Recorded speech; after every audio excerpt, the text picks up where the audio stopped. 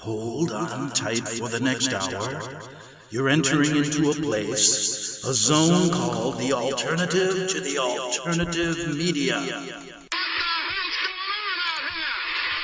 It's a place, a special place where even truth seekers fear to tread. All right, people, let's move like we've got a purpose. Affirmative. Okay, another day just came and went on the investigative journal. It's already Friday, October 13th, 2017. We're almost wrapping up this year, and hopefully we'll get through it without the super volcano in Yellowstone blowing. I got a good article on that today, as well as I want to take a trip to Hollywood and talk about a number of things, my personal experiences, a good article I've got from a Hollywood insider, as well as, did you read the story about Harvey Weinstein? If you don't know who Harvey Weinstein is, he's a big shot in Hollywood. I mean, just a big, big shot.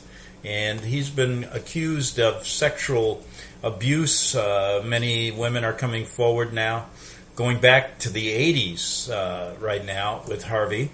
And he's denying everything, but he's been banished from Hollywood. He's been thrown out of his own company. How do you do that? I guess you have a board of directors. So how could it be your own company? Well, he started it. He's produced many blockbusters. Over 80 Academy Awards have been won in his films. So he knows every big shot in Hollywood. But he's been banished now, and he's at some sexual addiction clinic in Arizona, is what I heard. And I'm trying to figure out what that is. They go there to cure their sexual addiction. Well, come on, Harvey, you're a grown-up. You can control it. Just stay off the Viagra. You know, he's old enough to know. I don't get that. Sexual addiction clinic. You know, if you can't control, and if you don't have any morals, how are you going to go get help from other people who are the same way? And, I mean, why even a sexual addiction clinic? All right. The best way, Harvey, is just to, you're married. You don't need to go around after every Hollywood chick. And that's basically probably what he was doing. His wife has left him, of course. But, that's standard procedure in Hollywood. Ask, who was my favorite? Mickey Rooney. I think he was married 9 times. Well, now and then legal marriages aren't all they're cracked up to be, so they say in Hollywood, so anything goes. And, I think as young men and young women, we all learned a lesson, and we can't throw the first stone. I don't like doing that because, to be honest with you, everybody's has something in their closet when they're young, unless you were just born a saint. And, but you got to stay away, and I can say honestly, you got to stay away from sexual abuse and, dealing with women in a case like, I can't understand men that do that. But then again, I don't understand a lot in what's going on.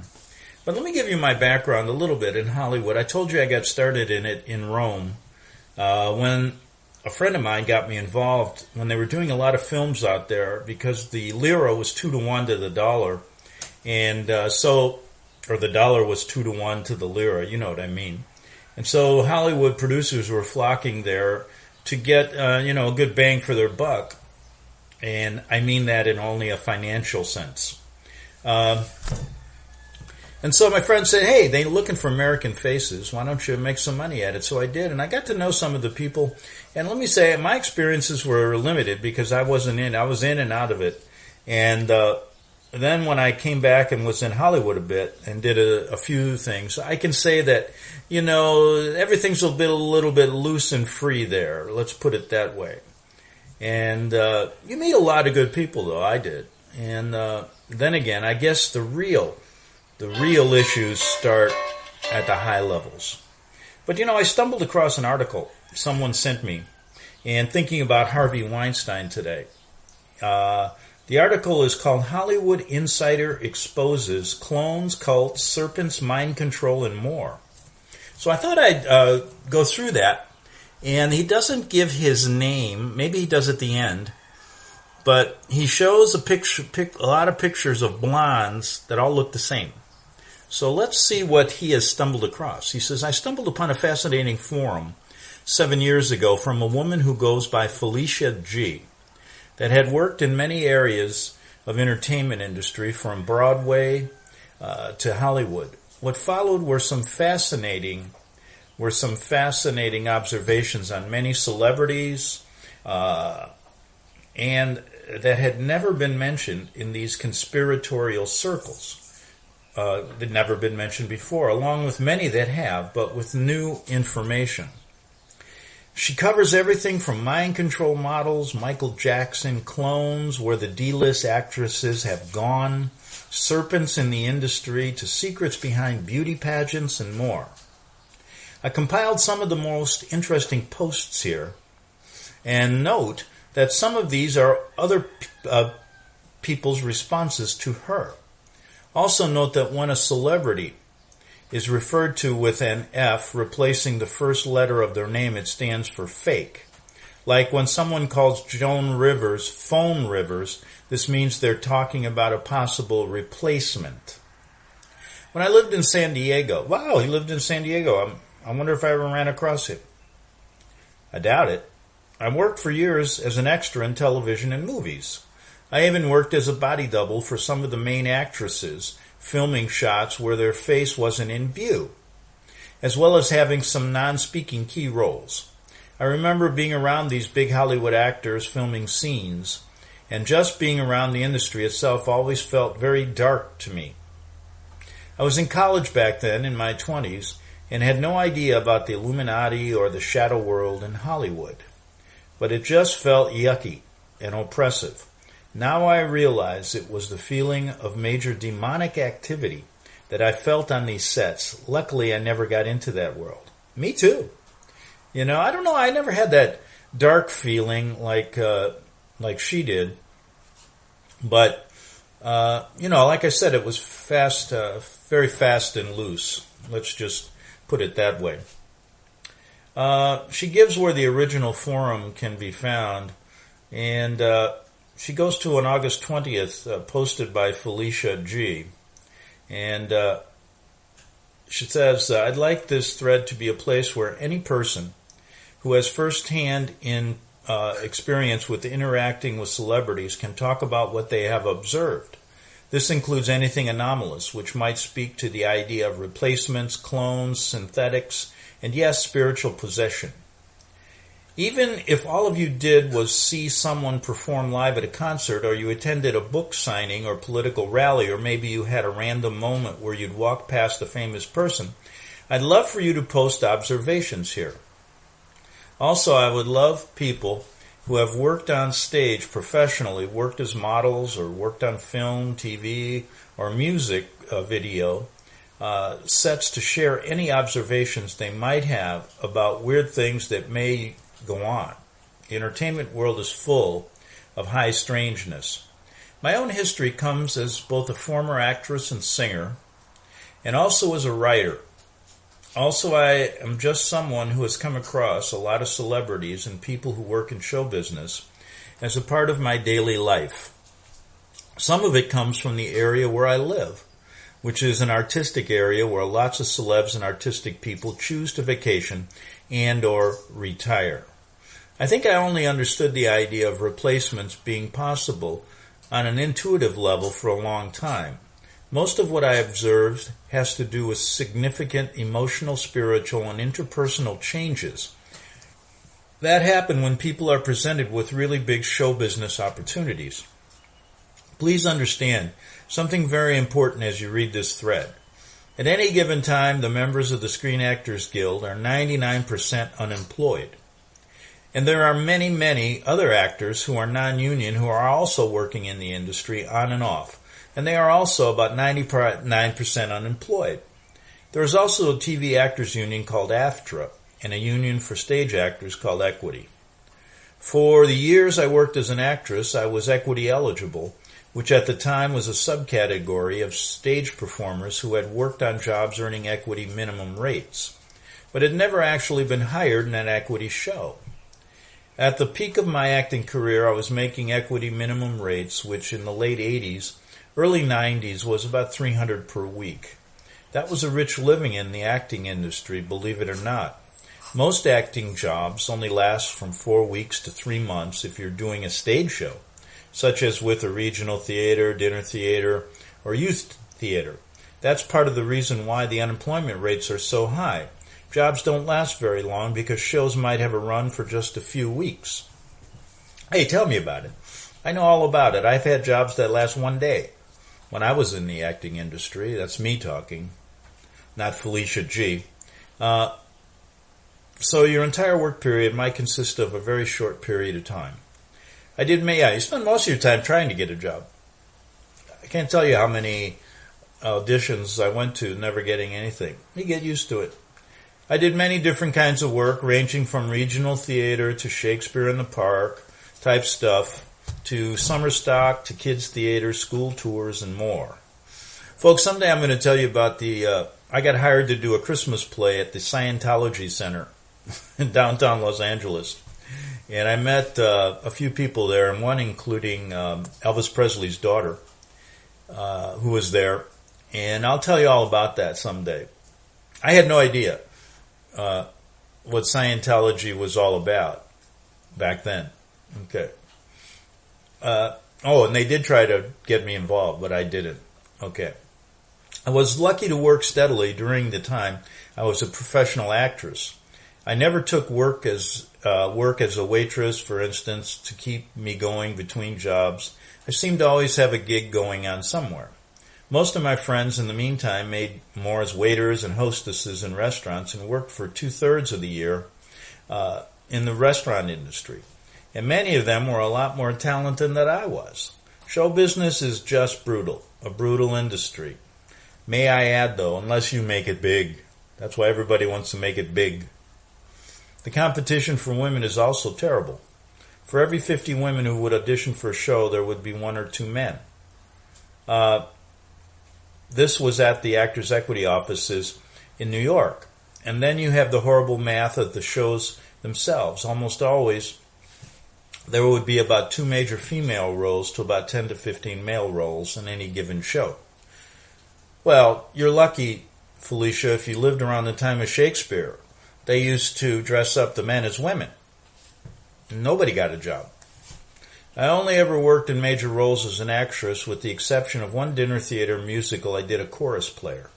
So I think I was pretty good back then. In the stage world, which centers in New York, you have the gay mafia running things. Befriend this crowd and you will continually get work. Piss them off and you'll never work in this town again. I had written a play once that a former Broadway producer was looking at. She was a lesbian woman who had worked on several big-name Broadway musicals and in the 1980s and 90s. At one point, she pissed off some of the gay males who run the industry in New York, and she literally became homeless almost overnight from blacklisting. She liked my play, I thought gay people are supposed to be nice. She liked my play, but told me she couldn't really help since all her former friends had turned on her. So to be clear, it is the gay male mafia that runs the theatrical world in New York.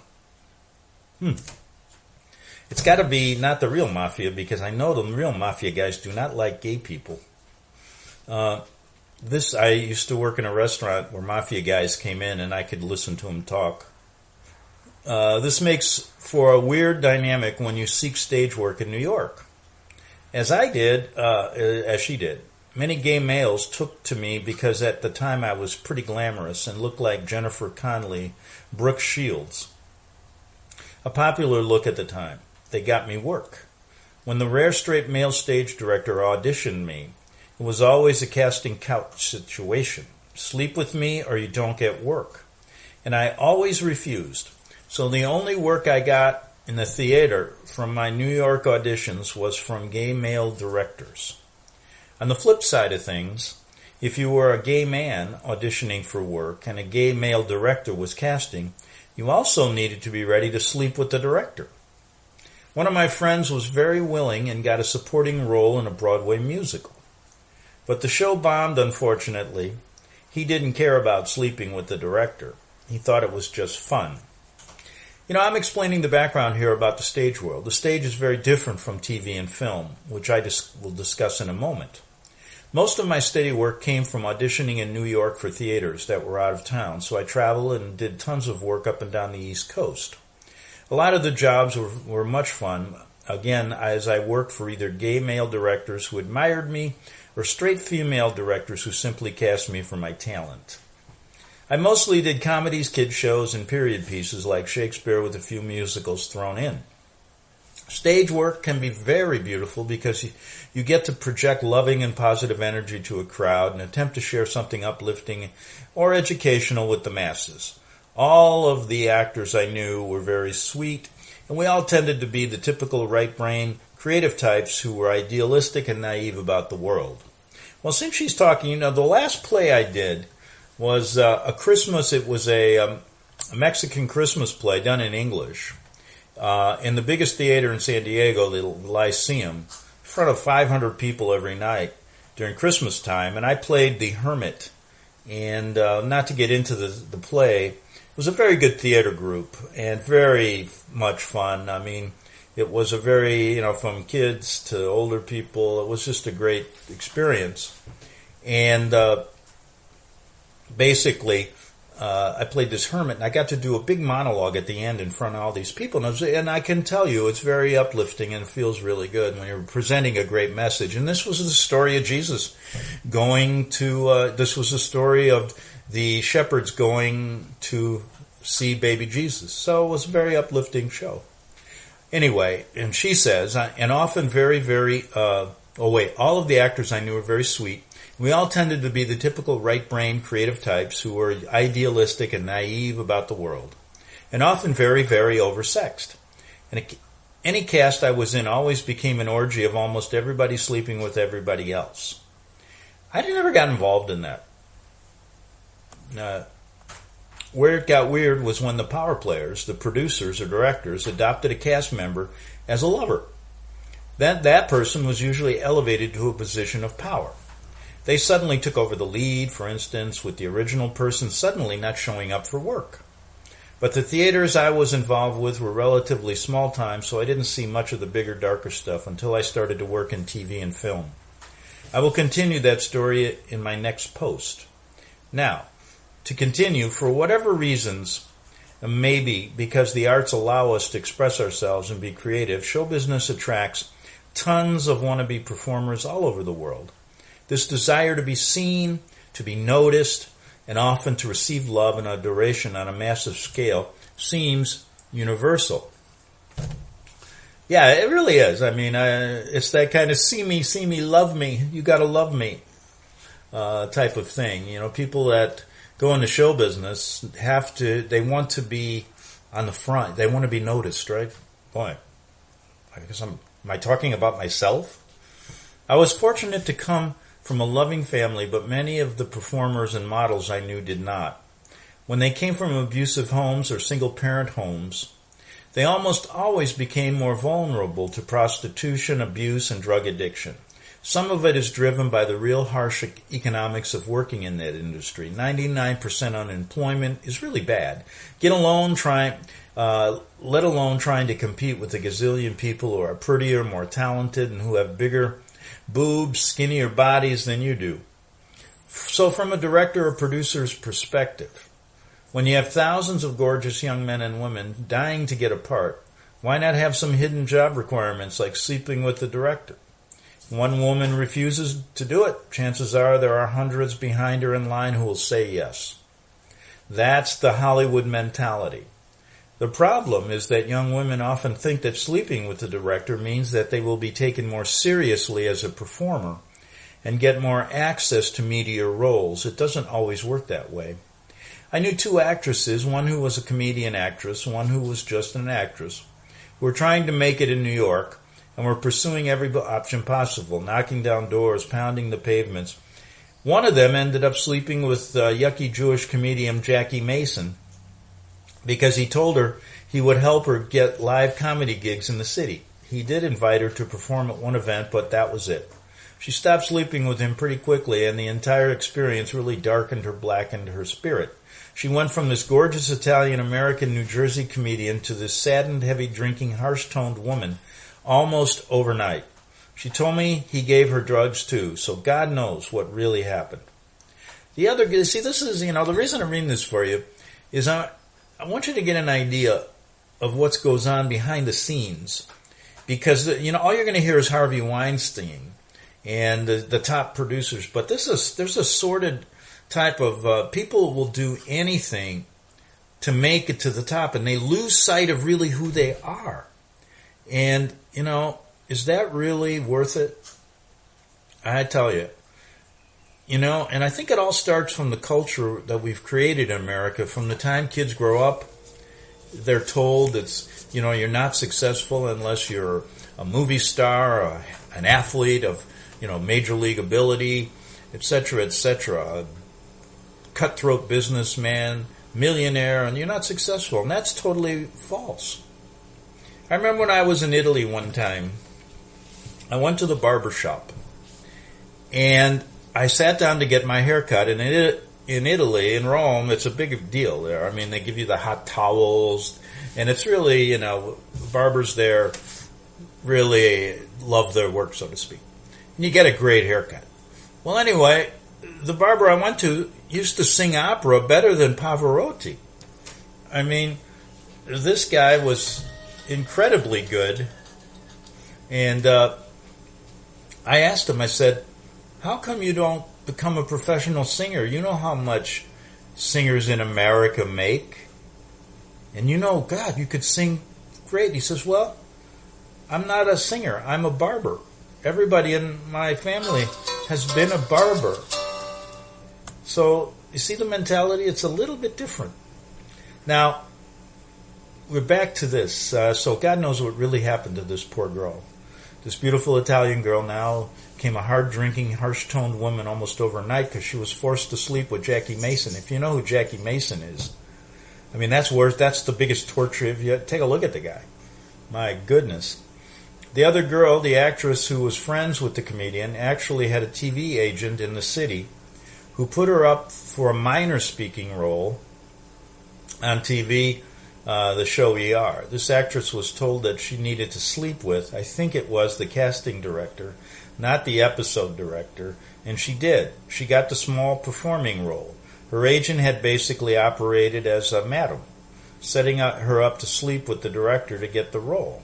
After the agent knew the actress was willing to go the route to get work, she set her up to work as a full-time escort between acting jobs. The last I talked to this poor actress, she had descended into full-time prostitution because she wasn't getting auditions for acting work. But her agent was sending her loads of Johns to sleep with. So many acting agencies are fronts for prostitution, escort services, S&M, dungeon master stuff, and worse. Joe Franklin, who had a late-night TV show in New York, was another one famous for getting young girls to sleep with him while making promises about how he would set them up in show business, which never happened for any of the women. It was all a setup. When men of power see all these gorgeous, talented, and often very sexual women pursuing jobs in New York, many of them take advantage. Now I'm still talking about stuff happening on a relatively human scale, man to woman. It's abusive. It's nasty. But in some ways it's a story as old as time. What I want to talk about next has to do with the price of celebrity and the who's and the whole replacement issue. Wow. Why don't I was going to talk, you know what I'll do? I'll come back in the second half hour and we'll talk a little bit about the volcano. And then let's get back to this because I'm interested about this replacement. I always thought that, they do get body doubles that actually work and do little, actually work with the famous actor. Back in 3 minutes on the Investigative Journal.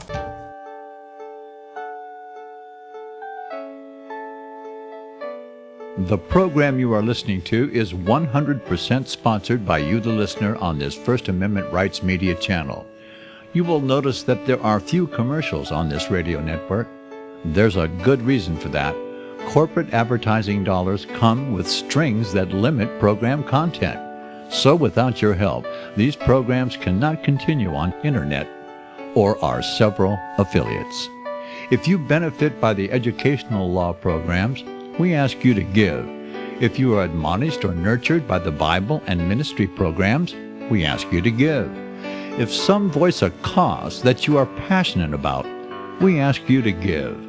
If you believe in any of these, we ask you to support them as you would a missionary on a continual basis, as if giving a tithe for missionary radio.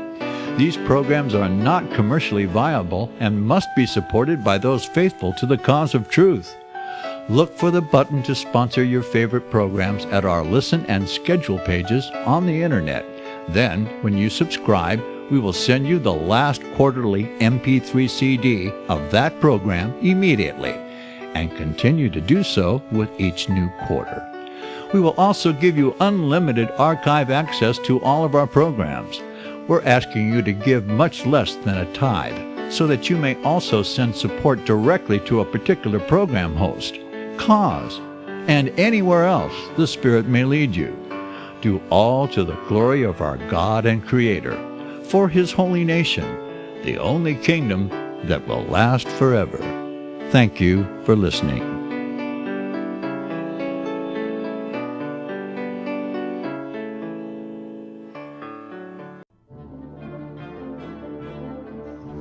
Visit crosstheborder.org, CROSS, crosstheborder.org, to get your print, EPUB, or PDF version of Nicholas Arthur's new book titled When the Third Temple is Built. That's crosstheborder.org. When it comes to prophecy today, much of the evangelical Christian world has their eyes on Israel, waiting and watching to see when the third temple will begin to be built. The plans are drawn, the Jewish people are eager. Most evangelical Christians today believe that the rapture will happen before the third temple is built. Hi, I'm Michael Eugene. I was taught that Daniel's 70th week was in the future. Is that really what the Bible teaches? Have we searched the scriptures and found this to be true? Why is it so important for a re-established Israel to build a third temple in Jerusalem? Is it necessary to build a temple on the same location already occupied by the Dome of the Rock? Is it necessary for sacrifices to take place in the temple on Temple Mount? Is there really a rapture followed by 7 years of tribulation? What is the New Testament temple? Can we identify history and prophecy? Who is the first beast in Revelation chapter 13? Who are the 7 kings in Revelation 17? I have asked all these questions, and I have found Nicholas Arthur's new book, When the Third Temple is Built, answers all these questions and more using Scripture to interpret Scripture. The Bible says that no prophecy of Scripture is of any private interpretation. Nicholas shows us in his new book, When the Third Temple is Built, how the Bible interprets prophecy and not man's private interpretation.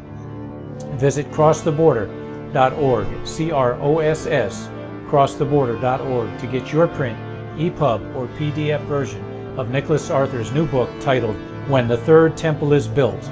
That's crosstheborder.org.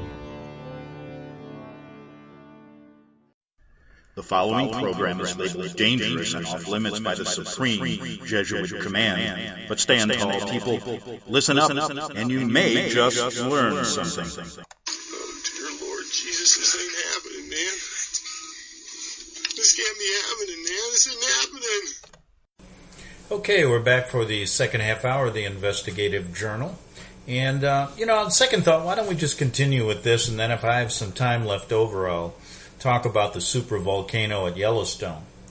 But she said, I want to talk about what next has to do with the price of celebrity and the whole replacement issue. What I've talked about so far is what happens in the very lowest levels, the lowest tier of show business. This is where I was, where people were basically just working for a living, trying to keep themselves and their integrity intact, naive about the larger stuff going on for the most part. Some made bad choices, fell into prostitution, drug use, and or porn, amongst the models, actors, and actresses I knew. But most of the people I personally knew, while stayed at that level, they never became famous or big. I did, however, have many first-hand brushes with celebs who were on the much higher tier, and weird stuff was constant within their circles. As I mentioned in another thread, I do believe that there are two realities within the industry. Insider bloodline types who literally make a phone call after they get out of Juilliard or film school and immediately get work in the industry, who have often come from multi-generational abuse families. And then there are the nobodies like me who get work but don't have those connections. In my career, whenever I would cross slightly over into the reality of the potentially getting bigger roles in TV or film, I was always presented with the pay-to-play prostitution demand, which I refused. I kept thinking each time I hit that wall in various cities and various shows and film projects that surely at some point I would find a big role that didn't require that. But I never did.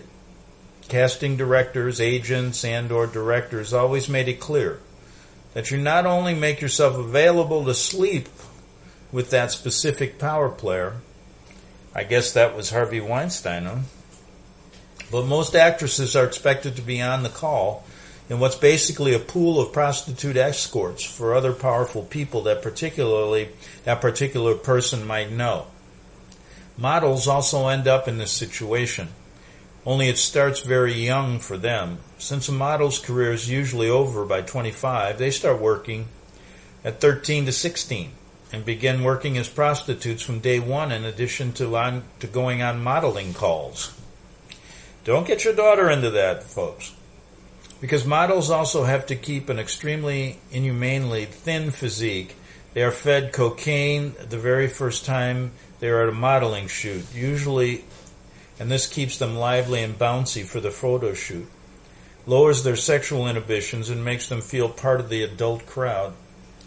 I have lived on a property where many Ralph Lauren and other high-profile clothes catalog shoots have been held, in addition to many women's magazines shooting photo spreads there. Cocaine was handed out at the refreshment table much of the time. I usually showed up, grabbed a snack, and left. I couldn't believe how often the drug use was there. The models were sickly thin, but looked great in the bulky clothes. So to cross into a higher echelon of entertainment, if you don't have family connections, you work yourself through the drug use, sexual permissiveness, prostitution, escort levels, and this in turn leads to things like mind control, having handlers, and into dark levels of what I believe is a spiritual possession or soul loss at a profound level. At some point, if you wake up from the almost constant mind control and trance induction, and you say no, you can either be told you will never have a career, as happened to me before I got involved with this stuff, and you can have your physical well-being threatened. I had death threats from one assistant director who had chosen me to play a recurring role, non-speaking, on a TV show. I did about 10 episodes. He was always inappropriately flirtatious with me in a really creepy way. And when I showed up one day with an engagement ring on my finger after getting engaged, he got real nasty. He threatened my boyfriend's life and mine. I couldn't figure out why. I was just a bit player, nobody famous, nothing. I just laughed it off at the time, but I knew another girl had gone the prostitution route on the show and slept with the same assistant director, which got her exactly 6 speaking lines in one episode, and she became creeped out by him very quickly. She talked about how he was violent with her and always feeding her copious drugs, and talking about how the next, this is a great profession to be in, right? Would bring some of his great friends over from the set, and she would have to sleep with them. She refused and broke up with him after that, naively thinking that theirs was a relationship of equals. She moved back in with her ex-boyfriend, and the boyfriend had the tires shut out of his truck. She was gang-stalked while out driving for months, and her agent would no longer return her phone calls for her unprofessional behavior. The unprofessional part was her breaking up with the assistant director. Again, though, I'm just talking about lower-level shenanigans in the industry. I will talk more about observing the celebs next. I just wanted to provide more background on the thuggery, mandatory prostitution, and drug use that is constant in the TV film world. I really didn't see this in the stage world, so it seems more tied to modeling, TV, music, video, film, etc. What I've described so far is really the grooming stage, which I believe later can set the stage for the performer, once they get famous, to become deeply embedded in a very dark world.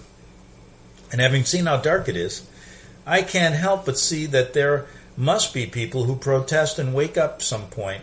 And also I see how their waking up must be a real threat to the controllers of the system. So of course they are threatened, silenced, or killed.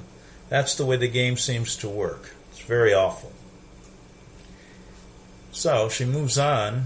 One TV show I did starred Carol O'Connor. You know who Carol O'Connor is, Archie Bunker. And the show is haunted by problems. Parasitic drug dealers literally took up residence in the tiny Georgia town where we filmed. It must have been when he played the police officer.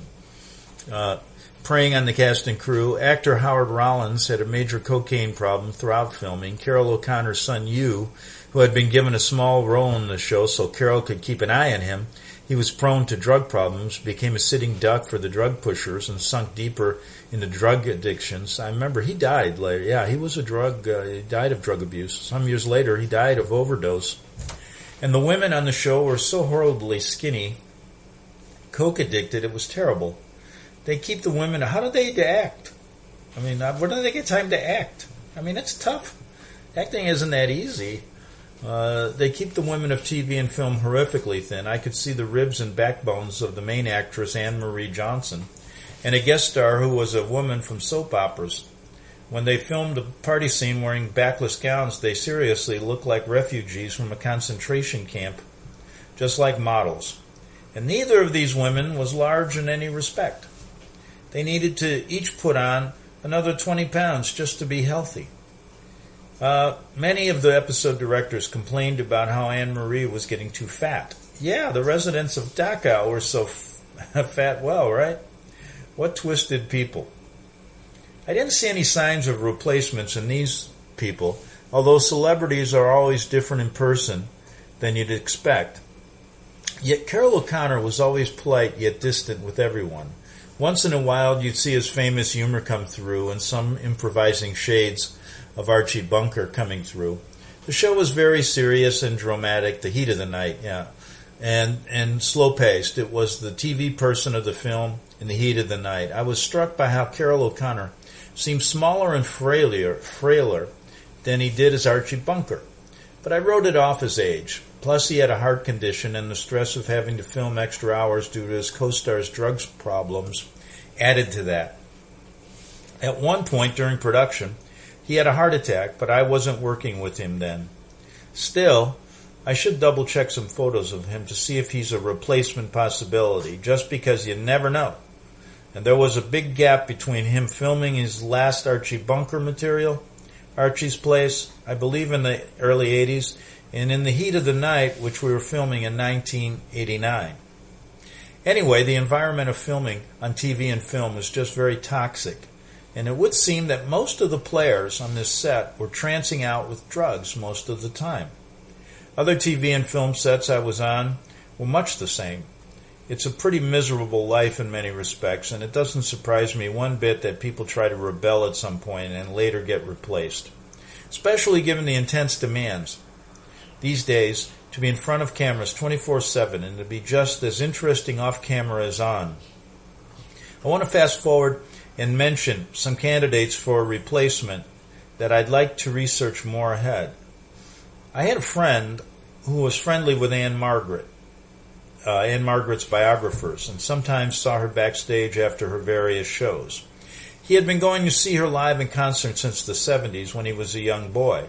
He never spent more than a few minutes with her, but she was always friendly and knew him by name.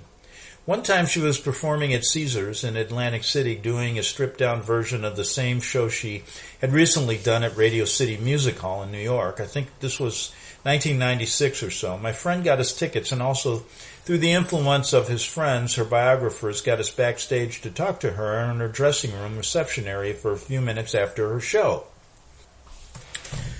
She wore dark sunglasses throughout, and you couldn't see her face very well. She was a petite thing, curvy and sweet, very polite. My friend had made it sound like she really knew him and would call him by name, but she didn't do that. It was more like she was forcing herself to be polite and do the obligatory guest greetings backstage. Excuse me. We made small talk for a few minutes, complimented her on the show, and then left. My friend was shaken and freaked out afterwards. He talked about how her face looked really, really different.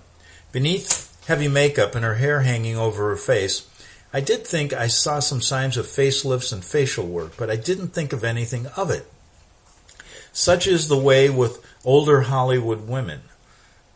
He also said how she didn't recognize him by name and usually did. Admittedly, he hadn't seen her for a while backstage one-on-one. He had seen her backstage at various points in the mid to late 80s, but not one in the like we did that day. I think it was 1996 or so. She probably met lots of fans, so she maybe forgot him. He also said how her show had been really lackluster and her singing was just awful compared to the way it had been in Radio City Music Hall. In retrospect, I'm wondering if she was replaced at some point, or even if she sends a replacement out to do some of her shows for her. Is that possible? I've been looking at photos, and some of her photos as a young woman, she really looks like she has brown eyes, and in others they are lighter. Also, she goes from being real bosomy to not having so much up there. She had an accident in concert in the 70s in which she fell from the stage and supposedly had to have her entire jaw wired and shut. Now I'm wondering, was that the replacement time? Or was that when a replacement took over for her while the original recovered? My friend said she did not seem like the same Anne Margaret. I also have my radar about her since she slept with Elvis many years back when they fell for each other during a movie shoot, and who knows which version of Elvis it was. Many people say that Elvis and she were like spiritual twins, extremely connected and linked and powerful when they got together, like soulmates. Sometimes when one celeb is replaced, they replace the entire surrounding constellation of people, as we've seen with the Beatles and with many of the cast of Friends, etc. Wow. And sometimes, you're probably wondering, why is Greg reading all this stuff? You know what I'm interested in sometimes looking at, you realize how powerful Hollywood is and how much of an influence it is on people's lives. And I know people will go out of their way to spend hours and hours and hours watching TV, doing things. And, I'm not talking, maybe you don't, I don't, but there are many people, I'd say a majority of people do that. And I think it's good to see when you're constantly barraged with Hollywood, and Hollywood works together with the Jesuits and also with NASA and all these places. They're huge. So I think this kind of Hollywood, this sordid behavior goes very deep into other areas as well. And Hollywood is kind of the place where all of the Illuminati, the Vatican-led Illuminati, come to play.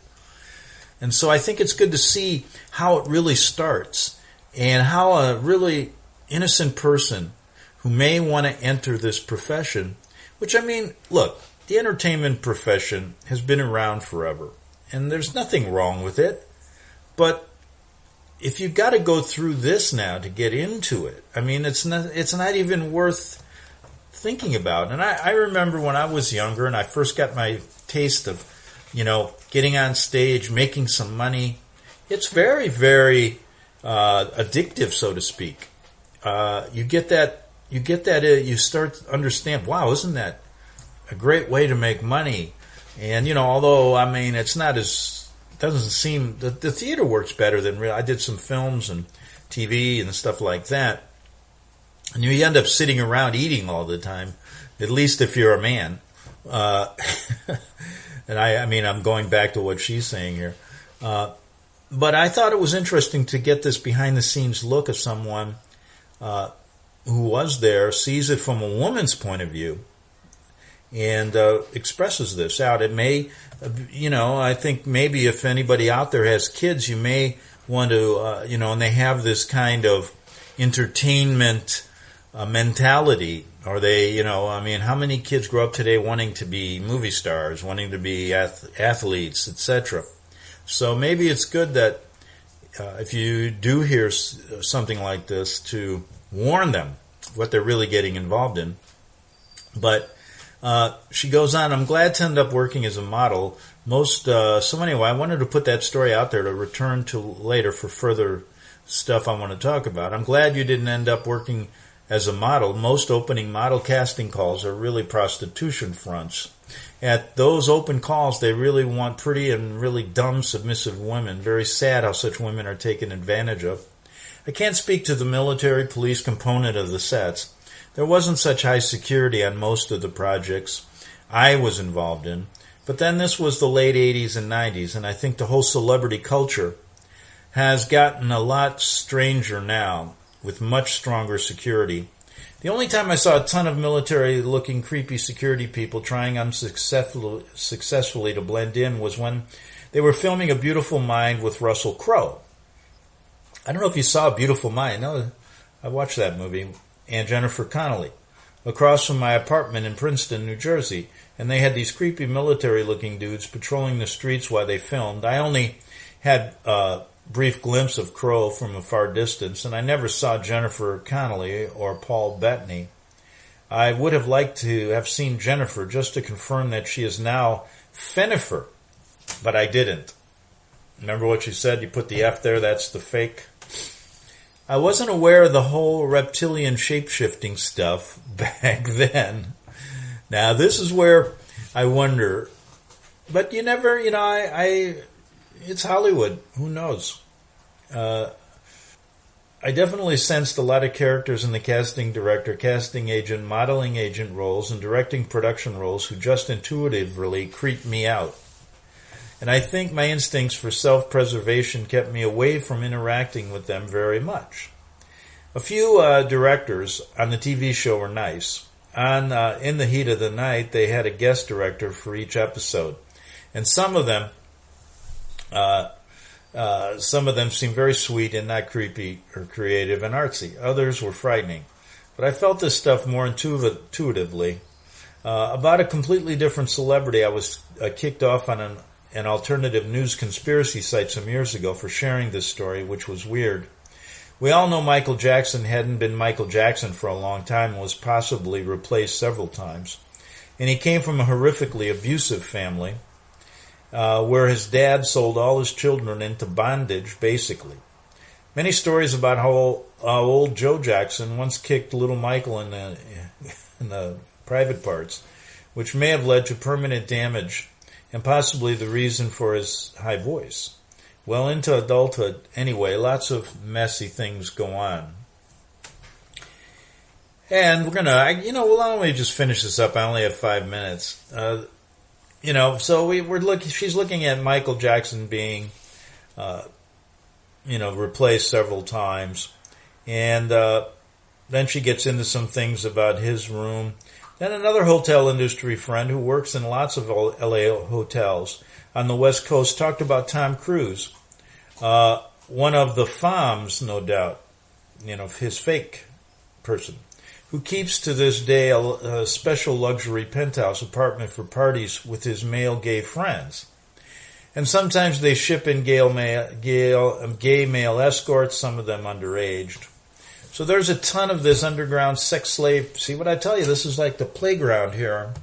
And when we talk about those pedophile rings and all the things coming from Washington, the involvement of, these elites involved in this, the pedophilia, stealing of children, Hollywood becomes the playpen.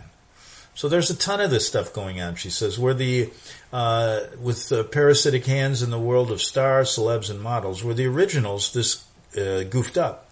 I don't know. The replacements do seem heavily indulged, though. They get all the drugs and sex they want, plus loads of spending money, fame, and attention. In the past, there's been a thread about Joan Baez as being Phone Baez. I can confirm that Phone has been around for a while. I saw her perform live in a concert at an outdoor music festival in Pennsylvania. This must have been around 86 and 87. While Phone had a lovely voice and a nice stage persona, I had happened to be delving heavily into her early recordings right before I went to see her, and was very confused at the voice I heard singing. She still has a nice soprano, but it's not the original Joan. When I saw Phone, it was right around the time she was coming out as a lesbian and had a memoir about it. I wonder how many times when a celebrity comes out later in life like that this is really the replacement announcing their sexuality. The original Joan, by all accounts, while not an excessive promiscuous creature of the 60s like many female singers, were from an era with dated Bob Dylan, etc., before he was phobe. So I guess he's got a fake. Where do they get these guys that look like that, or the women? I guess they can find them or mold them into that, I guess. But anyway, we're just about out of time. There was a notable incident in New York, Jersey, some years ago when Bob Dylan was picked up by a policeman for wandering aimlessly through the neighborhood and didn't have his ID on him. And it was only when he was back at the station being questioned that someone recognized him as Bob Dylan and sheepishly released him from custody. He had either done a concert the night before locally or was slated to do one the night afterwards, I forget, but nobody recognized him. Makes sense. Who can keep track of all of these fakes? All right. So we go on. And like I said, the reason I had mentioned this, wanted to spend a little time on a Friday, is because of the fact that I think when you really look behind the scenes of Hollywood, it is, like I said, the playground of the rich and famous. And it's kind of like when these young people first get started, they really have to sell their soul. And I would suggest that, if you're thinking of getting into that aspect of the profession, if you're thinking about going to Hollywood or you have children that are, to think twice about it, because this is not, you don't hear about this stuff, when you read the Daily Hollywood Reporter. You only hear about the big guys when they get finally brought down. And who knows why, who knows why. There's a lot more to Harvey Weinstein's story than we really know. And so keep watching it, because there's a most powerful guy, one of the most powerful guys in Hollywood now, on the run. Well, he's in a sexual addiction clinic right now in Arizona. But anyway, I hope you got a little bit out of this. It's a little bit off the beaten track of what I normally do on this show. But I thought it was a good adventure into what goes on behind the scenes of Hollywood. See you next week. Have a good weekend, and see you on Monday. The book of Revelation says, "The spirit of prophecy is the testimony of Jesus Christ." This is at the very heart of FirstAmendmentRadio.com. In that spirit, we have created the Prophecy Reality News app for all of your mobile devices, streaming First Amendment Radio 24 hours a day, 7 days a week. Available for your Apple, Android device, and smartphone, absolutely free. Get the Prophecy Reality News app installed today so you can listen to First Amendment Radio wherever you are. The Prophecy. Since the beginning of time, kings have sought it, nations have fought for it. It has been traded, it has been borrowed, it has been purchased, it has been stolen. There's a reason for it. To secure the blessings of liberty to ourselves and to our posterity. Invest with the security of gold and silver. Call Discount Gold and Silver Trading at 1-800-375-4188 or visit discountgoldandsilvertrading.net. Listen to Financial Survival with your host Melody Cedarstrom right here on FirstAmendmentRadio.com at 4 p.m. Eastern or 1 p.m. Pacific Time. Visit discountgoldandsilvertrading.net or call Discount Gold and Silver Trading at 1-800-375-4188. Toll free 1-800-375-4188.